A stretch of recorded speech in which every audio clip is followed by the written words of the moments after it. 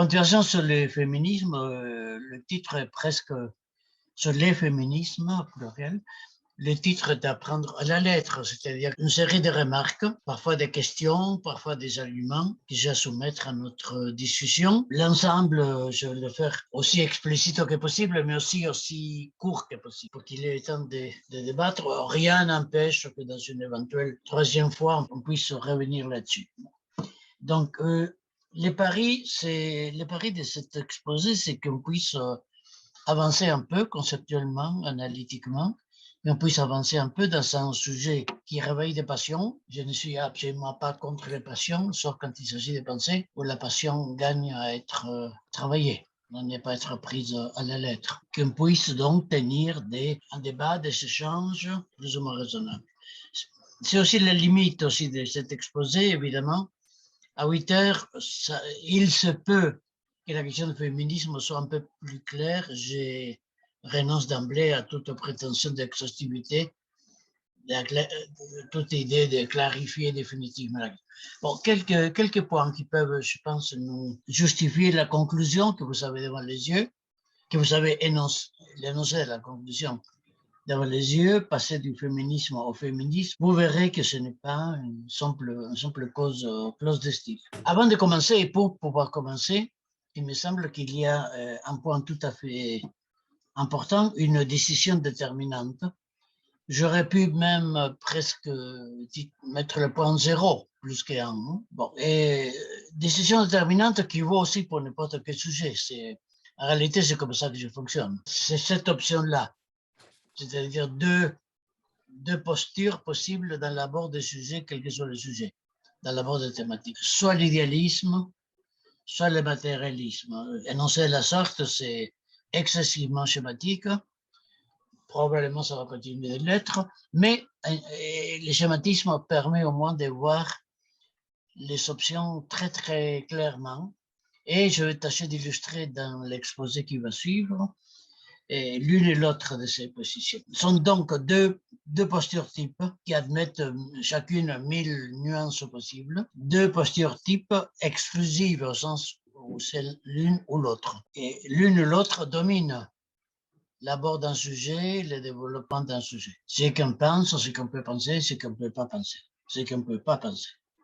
Parce que non seulement idéalisme et matérialisme sont des manières de penser, mais aussi sont comme toute conception, sont des empêchements, des limites, des limitations. Si on est dans telle posture, idéaliste en même temps, si on est dans telle posture, il y a des éléments qu'on ne peut pas penser.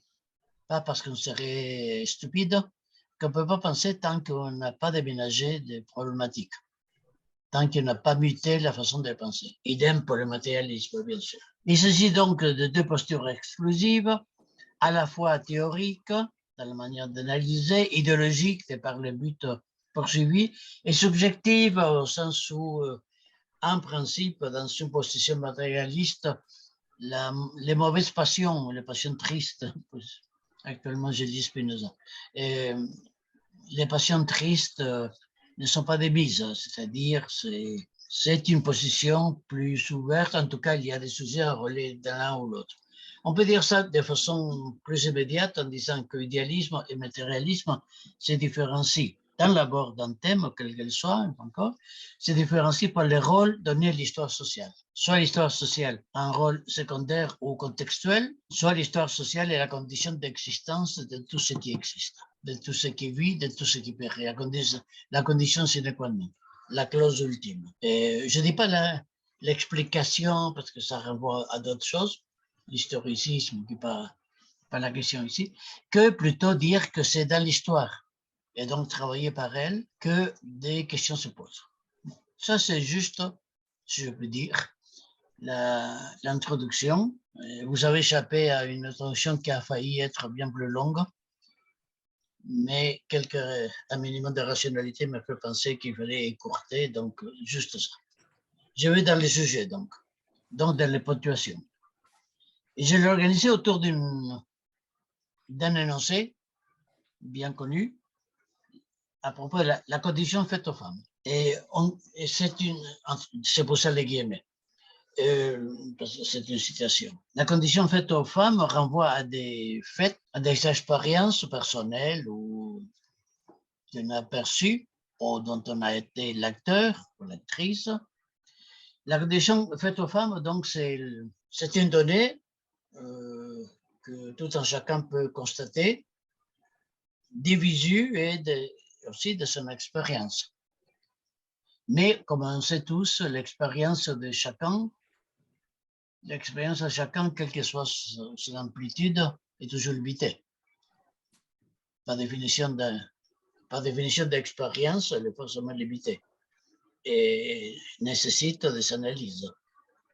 On ne peut pas élargir, comme on dit souvent à tort, élargir une expérience. L'expérience a un rôle d'illustration, pas de preuve.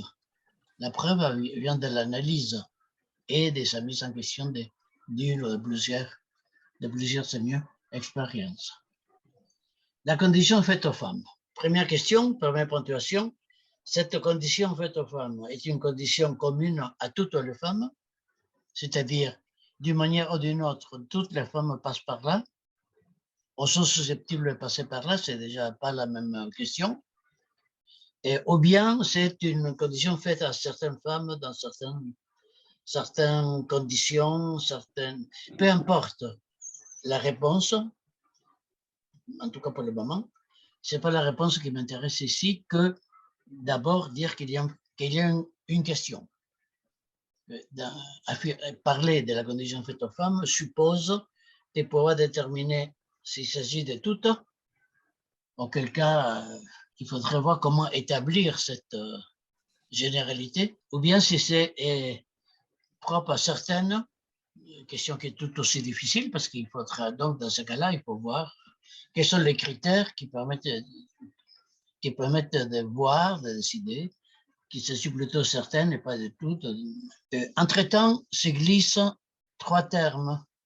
À mon avis, ils ne sont absolument pas les seuls. Trois termes qu'on utilise très souvent en parlant des femmes et des féminismes, et ailleurs aussi d'ailleurs, on l'utilise très souvent comme des synonymes presque interchangeables. Différence, discrimination, domination. Je voudrais dire qu'il s'agit de trois notions qu'on a tout à fait intérêt à ne pas confondre, à utiliser chacune de son côté. C'est-à-dire, les différences n'impliquent pas la discrimination et la discrimination n'implique pas la domination. Tout dépend dans quel contexte ça se fait. Il peut y avoir, entre hommes et femmes, il y a des différences. Entre femmes et femmes aussi, entre hommes et hommes aussi. Discriminer, c'est-à-dire que certaines aient accès à ceci, d'autres pas. Discriminer ne suffit pas encore pour parler d'une domination. Pierre Bourdieu, dans son texte que je trouve, en général, je trouve Bourdieu tout à fait intelligent, bien sûr, mais dans son texte, je trouve très, très ambivalent, la domination masculine, ça s'appelle, qui est un texte à lire parce que ça pose des questions intéressantes, mais en même temps, la domination masculine, c'est comme s'il avait trouvé l'auteur de toute domination, les hommes. Or, Marine, celle d'hier, Marine est une femme, enfin, apparemment en tout cas, est une femme. Je ne pense pas, mais je pourrais citer chacun bien d'autres exemples, je ne pense pas qu'il fasse l'objet de discrimination, sauf, et encore moins de domination, sauf de la part d'Emmanuel, mais ça c'est leur affaire, on s'en fout. On peut dire la même chose à l'envers, la domination masculine. Parler d'une domination masculine suppose une généralité de tous les hommes participants de la dite domination. L'employé qui nettoie les bureaux de L'Oréal, dont une femme, Bedancourt, est propriétaire, ceux qui nettoient le bureau à 4 heures du matin, je ne pense pas qu'ils participent dans quelconque domination masculine. On peut dire oui sur sa femme. Oui, d'accord. Il faudrait le montrer aussi, pour pouvoir l'attester. Et là, on va le discuter ensuite. C'est sur quoi je voudrais attirer l'attention, c'est sur les préjugés philosophiques à l'œuvre. ou en tout cas les hypothèses. Chercher qui, et chercher qui est à l'origine, c'est chercher l'auteur. Et l'auteur, me semble, y compris en littérature, Brigitte, je pense à plusieurs auteurs, justement, et l'auteur est une cause souveraine, autopropulsée, dont tout provient, qui a tout déclenché. Il me semble que la notion d'auteur, dans ce sens, non pas l'auteur d'un livre, et même l'auteur d'un livre, utiliser d'où vient cette discrimination-domination, qui en est l'auteur, c'est la recherche d'un auteur, par définition souverain, autopropulsé, tout-puissant. C'est une posture possible, que, à mon avis, relève de l'idéalisme, la recherche d'un auteur causa sui, comme on dit en latin, autopropulsé. En revanche, on peut poser la question de façon matérialiste, donc ne pas chercher un auteur tout-puissant, mais un moteur structurel, c'est-à-dire l'histoire sociale, c'est-à-dire les conditions de vie, c'est-à-dire les idéologies, les postures politiques, etc. Non pas un auteur, mais un faisceau structurel. Si quelqu'un déclenche, ce n'est pas ma volonté ou notre volonté, mais c'est dont notre volonté est un porte-parole. Dans ce sens-là, je rappelle que tout agent, quel que soit son pouvoir, tout agent est agi par des mécanismes de puissance dont il va le mettre. C'est pourquoi la question de la cause se pose différemment selon qu'on cherche un auteur ou un moteur. Une fois encore, l'auteur est tout souverain, tout puissant. Les moteurs supposent des mécanismes, des logiques, des institutions. Autre chose est quelque chose de bien plus complexe que les seuls humains. Bien sûr qu'il y a des agents, mais que ce ne sont pas des auteurs, ce sont des agents. Les agents, je disais, les agents en tant que tels agissent, c'est-à-dire travailler par la question des différences et surtout des discriminations, des exploitations. La cause peut être omni-explicative, généralement moniste. C'est telle ou telle raison qui fait que les femmes subissent, les femmes toutes ou certaines subissent telle ou telle condition. La cause peut être moniste, généralement naturaliste. Naturalisme, c'est-à-dire, ce sont dans la plupart des discours féministes, hypothèse discutable, comme tout ce que je raconte d'ailleurs, les femmes sont prises pour une donnée de la nature, en oubliant que la femme la femme comme les hommes, sont des constructions culturelles, en oubliant que dans la nature, il n'y a pas de femmes, je l'ai répété 1000 fois, dans mon bouquin sur la parentalité, par exemple. Et dans la nature, il n'y a pas de femmes, il y a des femelles. Et que donc, c'est de la culture. C'est ce qu'on on a essayé. On a essayé de penser en passant de division sexuelle à passant de l'émotif division sexuelle à division genrée. Ne pas parler de sexe, mais de genre. Et ce qui pose des problèmes, plus ou moins épinglés par Butler, mais qui contribue aussi. Oui. Est-ce que tout le monde suit ce que dit la dame? C'est important, effectivement. Mais la réponse est, ils sont aliénés. Le terme aliénation vient ici comme un manteau qui cache la misère du monde. Vendu à l'heure de Moscou, disons, comme Marine, trahissent la cause. Non, ils sont pas aliénés. Des femmes participent aussi à la domination.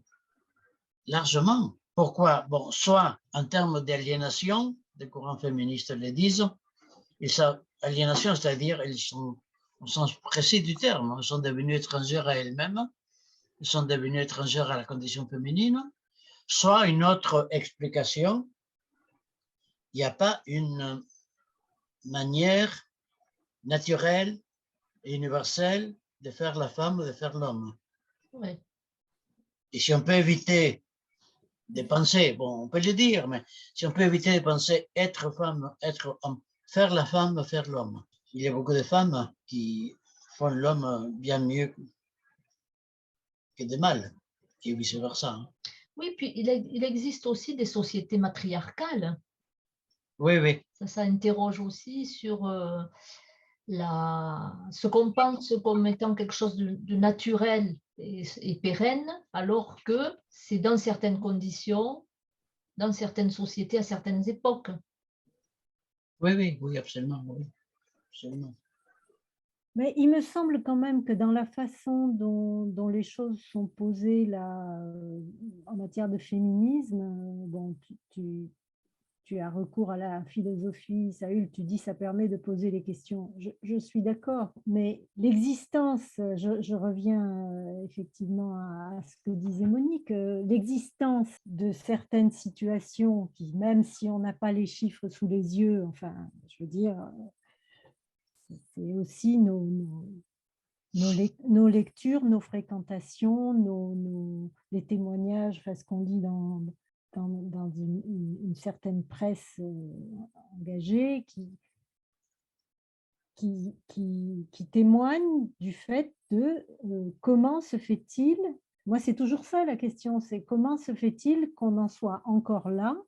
Tu vois, il y a quand même bien un blocage et j'aimais bien ton histoire d'auteur, là, Oui, oui, oui. d'auteur, c'est une clé intéressante pour entrer dans cette question. On finit par se demander, effectivement, qu'est-ce qui dans les femmes elles-mêmes se posent la question, qu'est-ce qui dans l'attitude des femmes pourrait effectivement expliquer, pas expliquer, mais faire perdurer des situations qui n'ont plus lieu d'être actuellement, tu vois. Même quand on a des statistiques, même quand on sait, tu vois, moi, d'un point de vue éducatif, je m'étais beaucoup penchée sur la question des accidents de la route, par exemple, dont on sait, les statistiques sont absolument écrasantes. Les accidents mortels sont énormément dus. Alors, je n'ai plus les chiffres en tête, mais les hommes sont largement auteurs, responsables des accidents mortels. Bon, ça se justifie d'un point de vue sociologique. Les hommes peut-être conduisent plus, des voitures plus grosses, etc. OK. Mais moi, j'étais du point de vue éducatif. Pourquoi on ne se sert pas de ça pour faire une prévention, une éducation beaucoup plus forte, si tu veux, auprès et des jeunes filles et des jeunes hommes en amont? Mais même la question paraît saugrenue quand on la pose, tu vois. Moi, c'est ça, c'est qu'il y a des questions qui ne se posent même pas, alors qu'on a des phénomènes massifs alors c'est même pas une discrimination, là, c'est mais d'anomalies, des anomalies dans le fonctionnement social, tu vois. Oui, oui, mais non. Bon. Bon. Oui, mais non. Alors, dis-moi pourquoi non. Oui, oui, d'accord avec toi, bien sûr. Oui. En bonne partie d'accord. Mais parler d'anomalie ou synonyme suppose que la vie en société cherche la félicité, le bonheur de tout un chacun. Dans l'avenir d'une illusion, de Sigmund parle de ses rêves, de cet idéal d'une société sans clivage, sans opposition. Par exemple, on a fait pendant des années, on a fait encore une lecture très chrétienne du syntagme société communiste. Je ne parle pas des pays réels. Hein. L'idéal d'une société communiste, on l'imaginait comme la fin de la lutte des classes et la fin de toute contradiction. Faux. Faux. Et ça perturbe beaucoup la compréhension de la société communiste réelle. Faux parce que une société, il n'y a pas de société. Il n'y a pas de société sans contradiction. Il peut ne pas y avoir de contradiction de classe d'une autre nature, mais il n'y a pas de société sans antagonisme, sans anomalie. L'anomalie n'est pas un accident. C'est vraiment une structure. On ne vit pas ensemble pour être heureux. Un peu, mais pas tout le temps. Pas tout le temps. Eh oui, je touche là des trucs d'une intimité totale. Hein. C'est notre christianisme offensif qui est là. Hein. Notre judéo-christianisme humaniste qui est là. Je ne dis pas que la société la lutte de manière de Hobbes ou autre philosophe. Une société n'est pas la lutte de tous contre tous. L'homme n'est pas le loup de l'homme. Je ne dis pas ça. Il y a des agneaux aussi. Et je dis que dans une société, les anomalies de différentes sortes, auxquelles il ne s'agit absolument pas de se résigner, ce n'est pas ma posture, les anomalies sont quand même normales. Oui, certes. Mais pas, attends, ce qui est conjoncturel, c'est que l'anomalie prenne telle ou telle forme. L'exemple que tu donnes de la rue d'Ulm, qu'elle prenne telle ou telle forme, ça c'est conjoncturel à combattre. Ce qu'on ne peut pas combattre, c'est le fait qu'il y ait des anomalies. Oui. Parce que depuis qu'on nous a chassés du paradis, c'est-à-dire depuis toujours, l'anomalie est la normalité. En tout cas, est une composante. Oui, mais ça, je suis d'accord, Saïd. Mais dans l'exemple que je donnais de l'accident de voiture, pour moi, l'anomalie, c'est pas bon, il y a plus d'hommes que de femmes qui créent des accidents de voiture. Ok, c'est pas bon, voilà, ok. Mais pour moi, l'anomalie, c'est qu'il n'y ait pas un travail, sachant ça, c'est qu'on ne tire pas les leçons de choses graves, tu vois, d'inégalités graves. Tu vois. Oui, j'entends ce que tu essayes de dire. Oui. Parce qu'avec un petit peu d'éducation un peu mieux faite, je suis persuadée que c'est un phénomène… C'est délicieuse. Mais oui, délicieuse. Mais je suis persuadée que c'est un phénomène qui pourrait être bien moi mieux. Aussi. Moi, je pense que si les gens lisaient un peu plus de philo, ils seraient moins cons. C'est le même. Je trouve ça délicieux comme postulat. Bon, heureusement, tu n'es pas candidate. Mais bon, oui, avec un peu plus d'éducation, et pas d'éducation, la tienne. Hein? Parce non. Non, l'éducation, c'est qui court plus vite, c'est l'éducation. C'est les connards qui jouent des carrières, des courses pour voir qui va plus vite avec sa bagnole. Bon, c'est l'éducation. Minable, d'accord, mais c'est l'éducation. Donc, c'est pas l'éducation, c'est une certaine éducation. Bon, tout ça pour dire, soit ça perdure,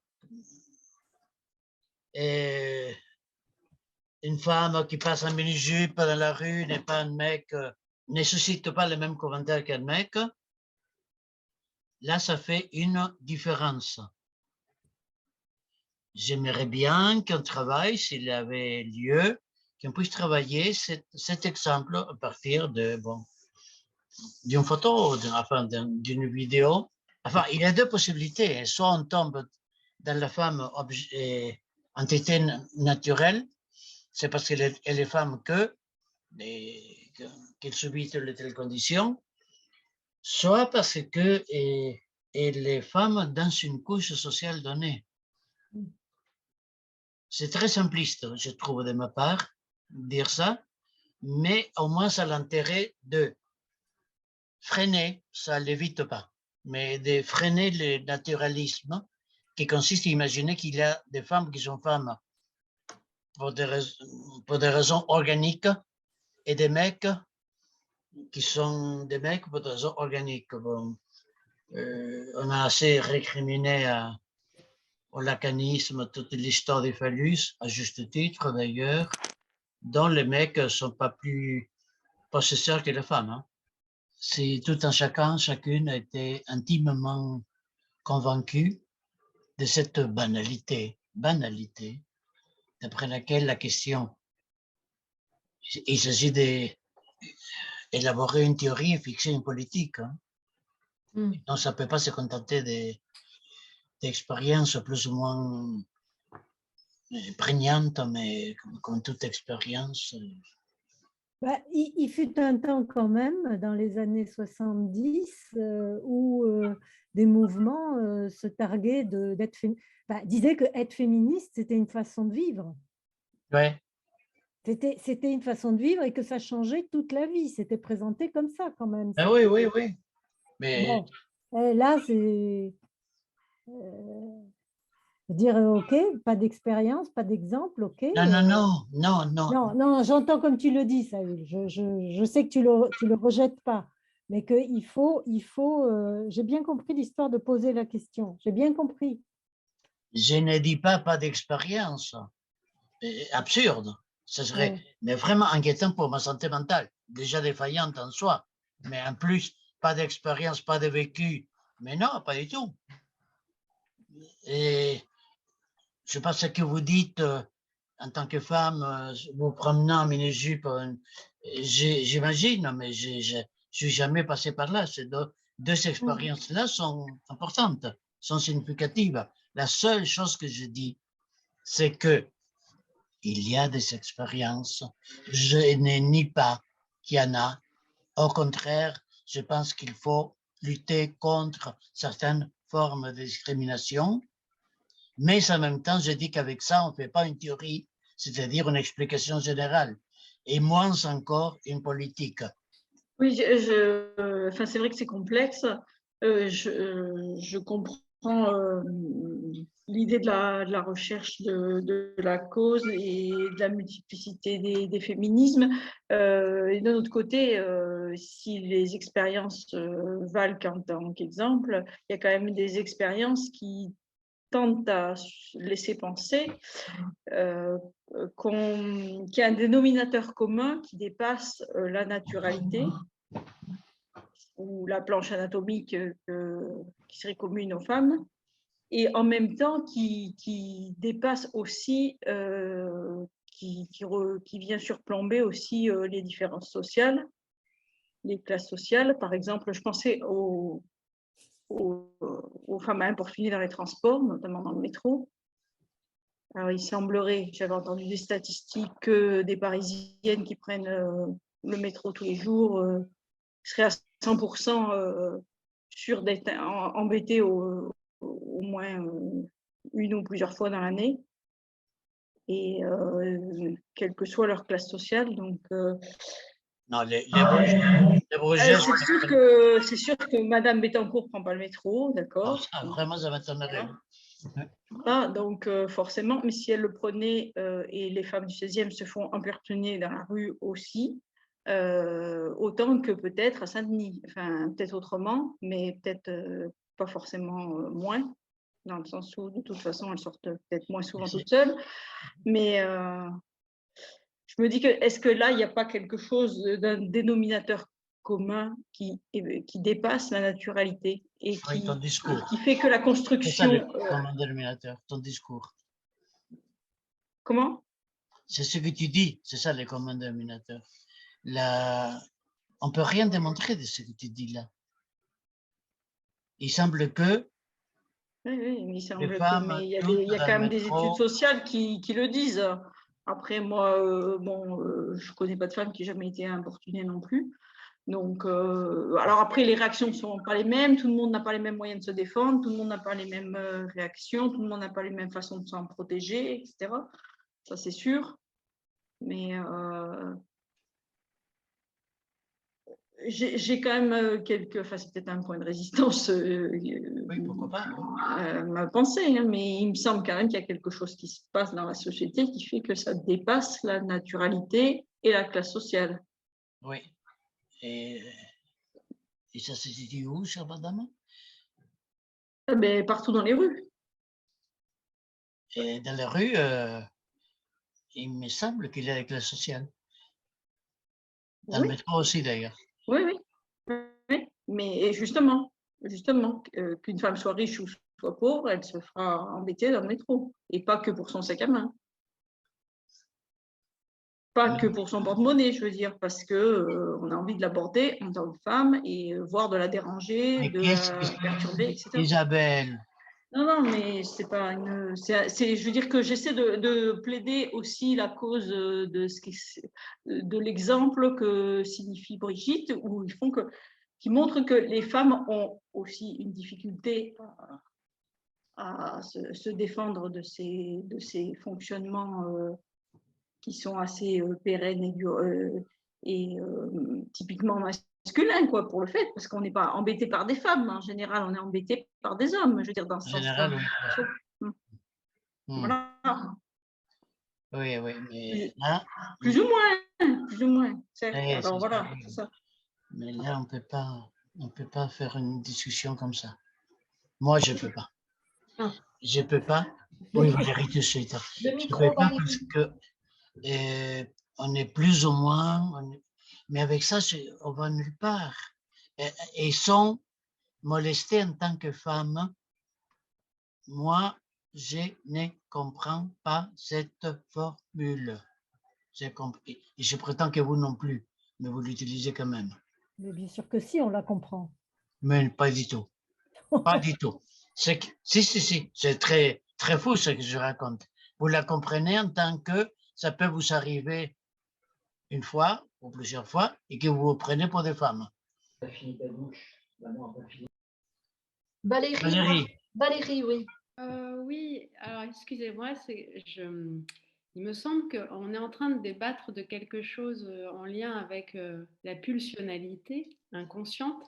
Et j'ai l'impression que c'est un peu comme si on avait Freud d'un côté et le continent du féminin qui est si difficile à élaborer, à articuler. Et puis, ce que Lacan a pu en élaborer avec la notion du patou, pour le coup, et qui a permis de dire que, voilà, en fait, la femme n'existe pas, chaque femme est absolument singulière et qu'il n'y a pas de rapport sexuel.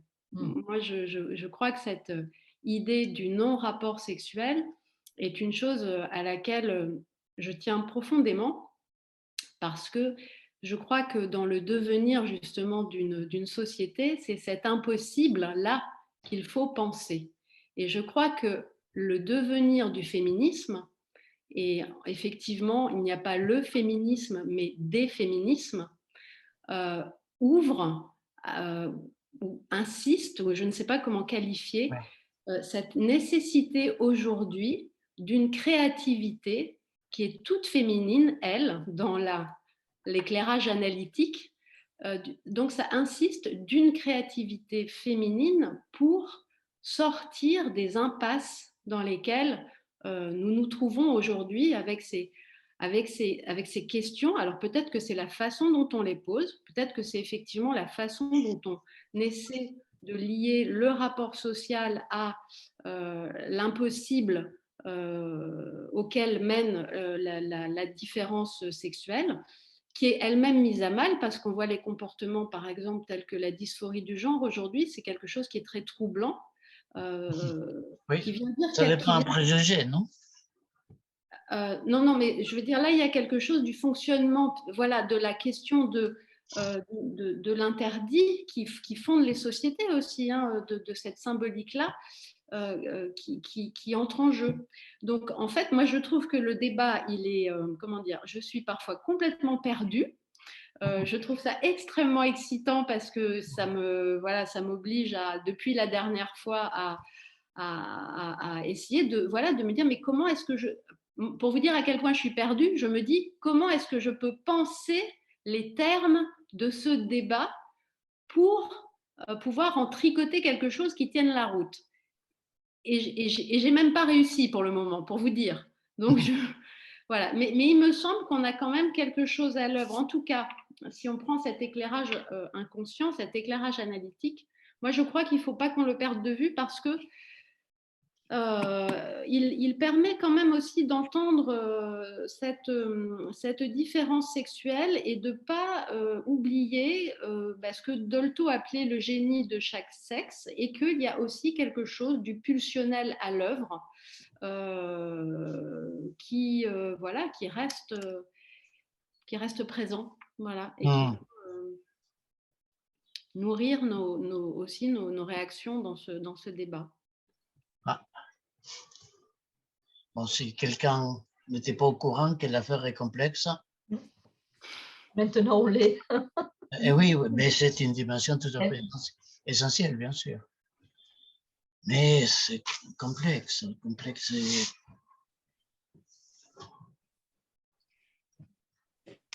Si la visée du philosophe, c'est d'essayer d'expliquer les choses, si la visée Ah non, c'est pas ça.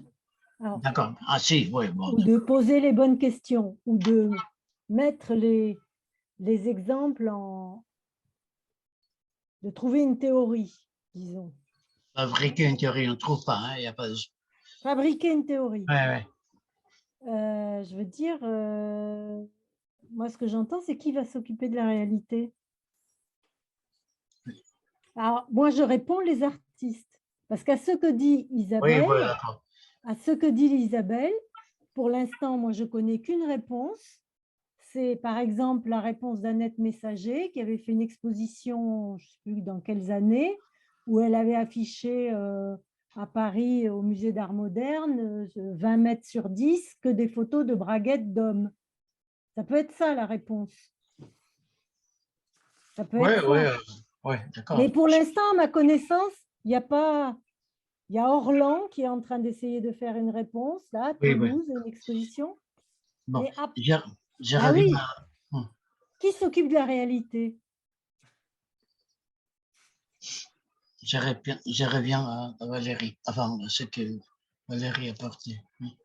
Et il est toujours du pulsionnel, tout à fait. Oui, tout à fait. Lequel pulsionnel ne se présente que travesti, pas en chair et en os. Il est investi dans des rationalisations diverses, sublimations diverses, explosions diverses, c'est-à-dire en société. Donc, et le rapport social n'est pas un rapport parmi d'autres, c'est le rapport par excellence, hors duquel il n'y a rien. Hors duquel il y a des pulsions de personnes, des pulsions de personnes, enfin, ce n'est pas les vôtres, ce n'est pas les miennes, et les pulsions ne font pas d'effet s'ils ne sont pas celles d'un corps, celles d'un être.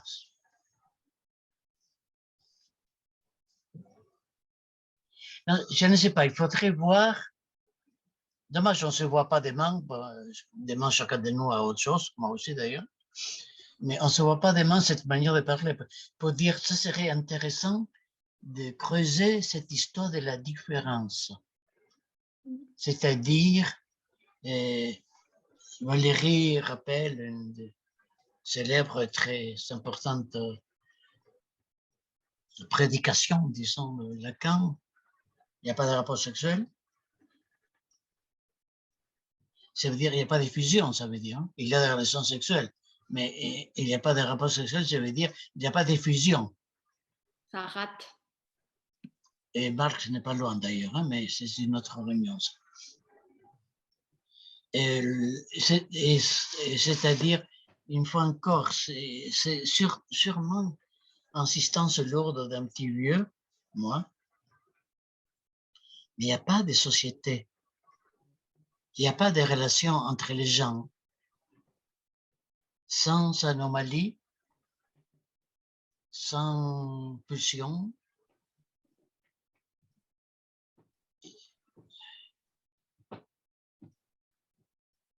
Il n'y a pas de fusion possible. Il n'y a pas de rapport sexuel, ça veut dire. Il n'y a pas de fusion possible. Il y a des sublimations. Oui, par exemple. Mais pour autant, il y a peut-être une façon aussi, comment dire, je veux dire que peut-être que dans le rapport social, la différence sexuelle, elle est organisée. En fait, la question que pose le patriarcat, c'est la façon dont cette différence sexuelle est pensée. Pour le coup, tout à l'heure, vous avez parlé de l'universel. qui est une... Moi, des gros mots comme ça. Oui, mais je l'ai noté. Parce qu'en fait, je sais que Jacques-Alain Miller, c'est ce qu'il a dit quelque part voilà, les hommes sont du côté de l'universel et les femmes du côté de l'infini. Voilà, c'est les deux catégories vers lesquelles on peut penser la différence sexuelle. Mais pour mieux, à nouveau, la pensée pour mieux essayer d'expliciter la radicalité de cette différence et en quoi elle est aussi constitutive de la façon dont les sociétés, en l'occurrence une société patriarcale, a pu se construire et est en train de se déconstruire aujourd'hui. Judith Butler, quand elle a écrit Gender Trouble, elle s'est beaucoup appuyée sur les écrits de Lacan. Et la question du phallus, c'est rien d'autre que la question du pouvoir et du pouvoir dans sa dimension aussi sociale et qui touche et les hommes et les femmes. C'est-à-dire les femmes ne sont pas exemptes comme vous le disiez, de ce désir. Non, évidemment. Donc, et nous vivons, ça nous mène ailleurs. Nous ne vivons pas dans une société patriarcale. Hein. Ça serait une grave erreur ethnologique de le penser. Nous vivons dans une société où il y a des formes patriarcales. Nous vivons dans une société capitaliste. Oui. Qui efface tout le reste. Oui. Qui subordonne tout le reste. Qu'on le célèbre ou qu'on s'en désole. Et les signifie à mettre, si je peux dire.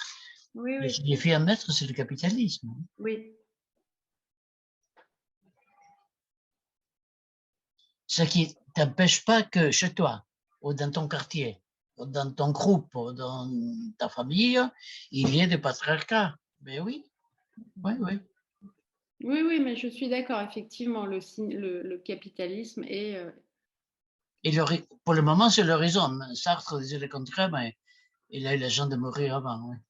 C'est l'horizon de notre temps, l'horizon indépassable de notre temps. Terrible.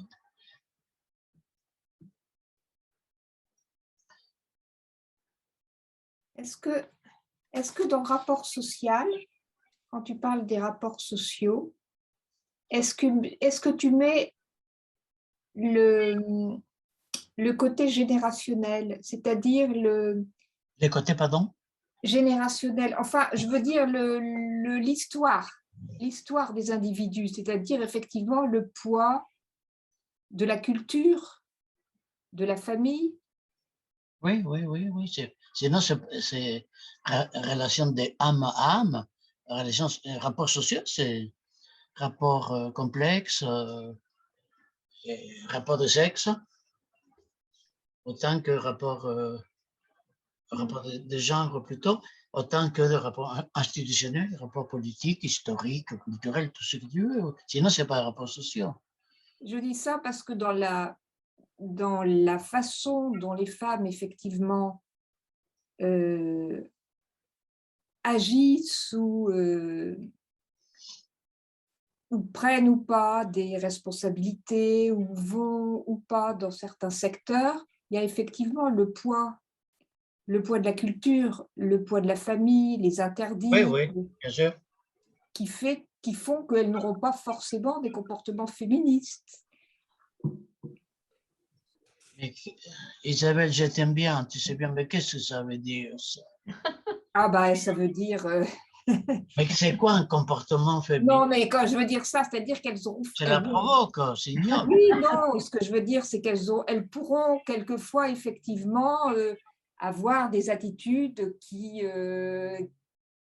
par exemple, s'il y a des postes de pouvoir à prendre, peut-être qu'elles vont se réfugier derrière des réactions ou des interdits qu'elles se... Oui, c'est bien, ils sont sages. Oui. Oui, mais ce n'est pas l'exclusif. Mais c'est des choses qu'elles portent, en fait. C'est pas l'exclusif du genre féminin. Non, c'est pas exclusif. Mais pas du tout. Non, bien sûr, je n'ai pas dit que c'était exclusif. Mais alors, de quoi on parle? Donc, oui. C'est ça, l'interpellation, un sujet dans mais une donnée.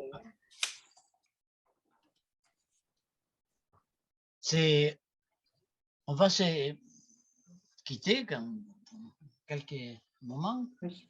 Et on peut dire, mais on n'a pas avancé. Si, c'est une des conversations, je pense, qu'on a avancé le plus. C'est-à-dire, on a fait l'expérience commune aux gens de partager, l'expérience partagée, qu'il ne faut pas se dépêcher. Qu'il ne faut pas se dépêcher. Une discussion sérieuse est une discussion lente, où on ne se dépêche pas de sortir les pensifs qui nous a appris à sortir, marxistes ou lacaniens. Bien sûr qu'il existe des réactions dites féminines, des réactions dites masculines. Je dirais que ça existe. Ça correspond à des stéréotypes propres à une société à un moment donné, dans une couche sociale donnée. C'est mon obsession, vous direz à juste titre, c'est mon tentative pour éviter autant que possible toute forme de naturalisme. Oui. Les femmes, les hommes, mais non, c'est plus complexe. Plus complexe.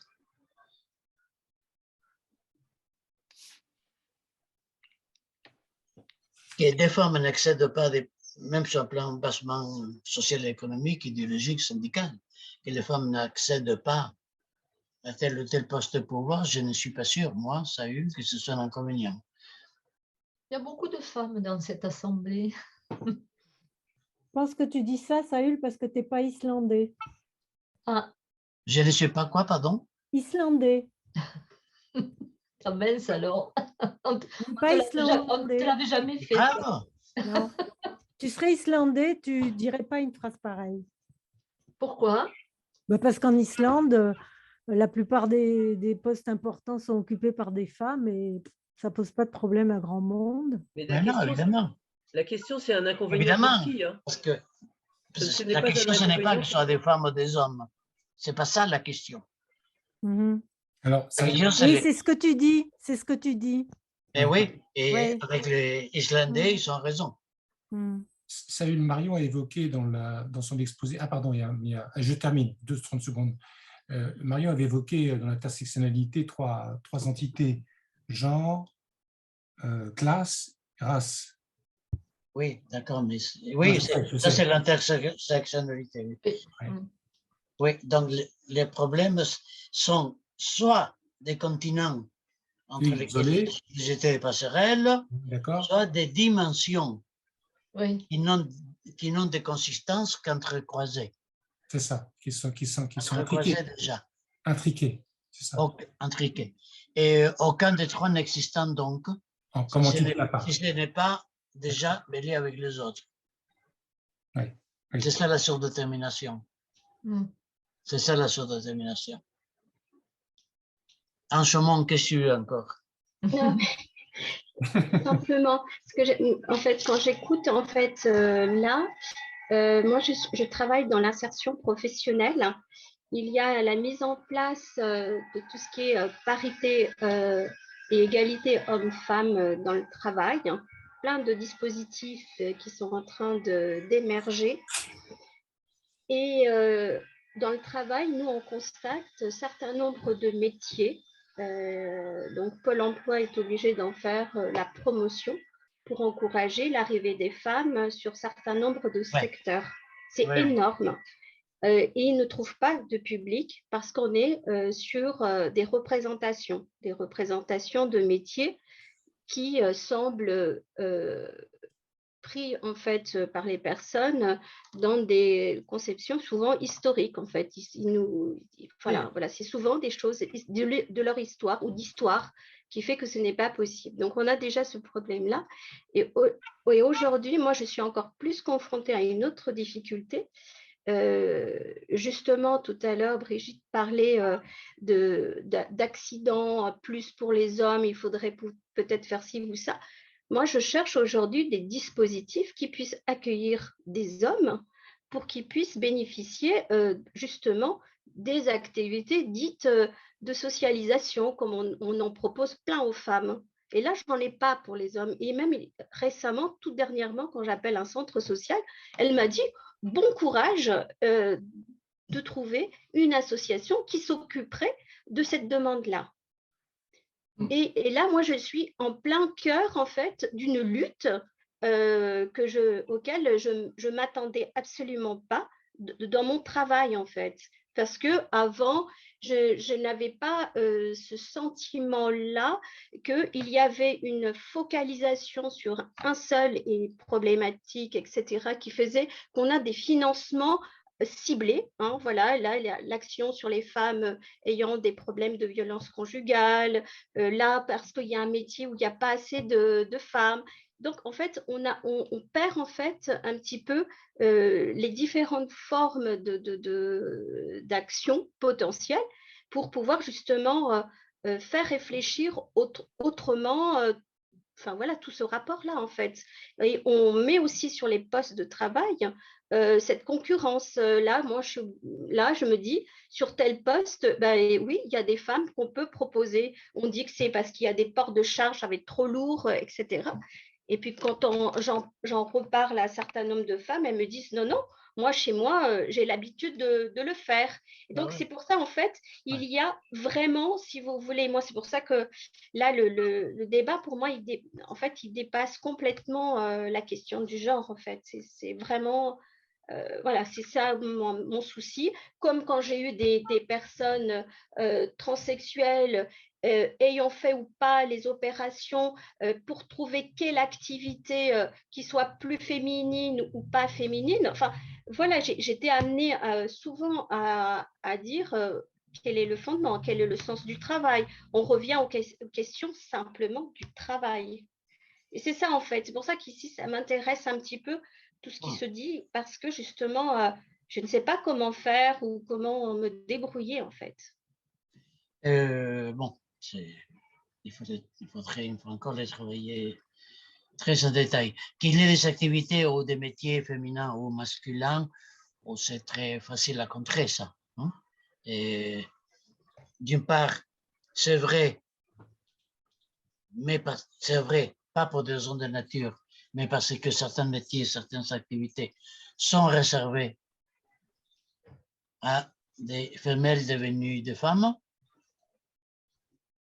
Oui. Et un peu comme les transsexuels, qui, comme son nom ne l'indique pas, ne sont pas au-delà de la sexualité, les transsexuels, mais au-delà des sexualités convenues.